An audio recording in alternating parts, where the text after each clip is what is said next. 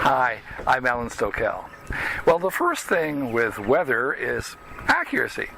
Local radio and TV forecasts tend not to be very accurate, and government agencies are a little more, but they're still not that great. Predicting weather is a very inexact science at the very best of times. There's simply too many variables. When you see on the TV that there's a 30% chance of precipitation, what's that mean? It only means that there is a 1 in 3 chance that we will get 1/10 of an inch of rain or more in that period. Nothing about how long it'll rain or how long it'll last or how heavy it'll be. So, and it also says nothing about what happened in that day in the past. Also, the longer the forecast is for the lower the accuracy is. Fairly accurate forecasts for the same day are quite reliable. But if you rely on a 5-day or less forecast, every day it's inaccurate by 10% or more a day. Add to that, most TV weather people are not meteorologists, so they know about as much as I do. Me! Now, there's no guarantee of accuracy even when these forecasters use all the latest technology such as satellites and radar and Doppler.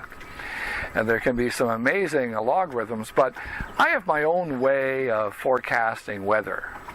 My system has been used for centuries and is 100% accurate. I know what you're thinking. It's a weather rock. If the rock is wet, it's raining. If the rock is swinging, the wind is blowing. If the rock casts a shadow, the sun is shining. If the rock does not cast a shadow and is not wet, then the sky is just cloudy. If the rock is not visible, it must be foggy. By the way, I don't use a weather rock.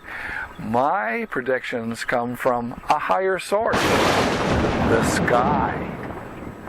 It's a great way of supplementing your best weather forecast. Now, you can do it too.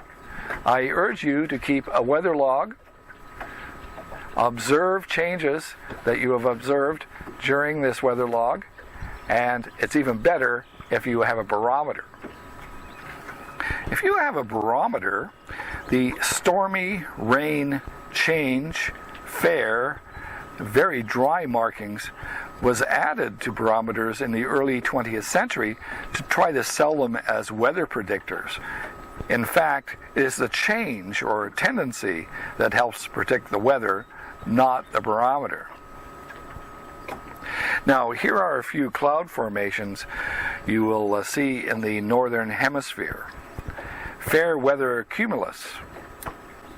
Normally, cumulus clouds produce little or no precipitation, but they can grow into the precipitation-bearing cumulonimbus clouds. Stratus clouds predict poor weather coming. These clouds are essentially above-ground fog, forming either through the lifting of morning fog or through cold air moving at low altitudes over a region. They also can forecast light rain. Altostratus clouds usually cover the whole sky and have a gray or blue-gray appearance.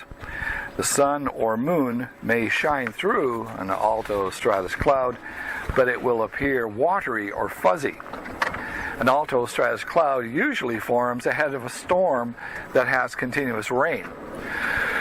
Occasionally the rain will fall from a altostratus cloud, but if the rain hits the ground, then the cloud becomes classified as a nimbostratus cloud. Nimbostratus are dark gray with a ragged base. Nimbostratus clouds are associated with continuous rain. Sometimes they cover the whole sky, and you can't even see the edges of the cloud. You can tell where the weather will come from by observing wind direction and the barometric pressure. Wind direction changes often, and it's accompanied by changes in the weather. The air flows cyclonically around a pressure system. If the wind changes direction in a cyclonic fashion, it often means low pressure or a front is influencing the area. A wind shifting from the south, for instance, means that warmer air is approaching, and wind from the north often means cooler air is approaching. When the wind changes abruptly, it could be a frontal passage or wind direction change caused by a thunderstorm.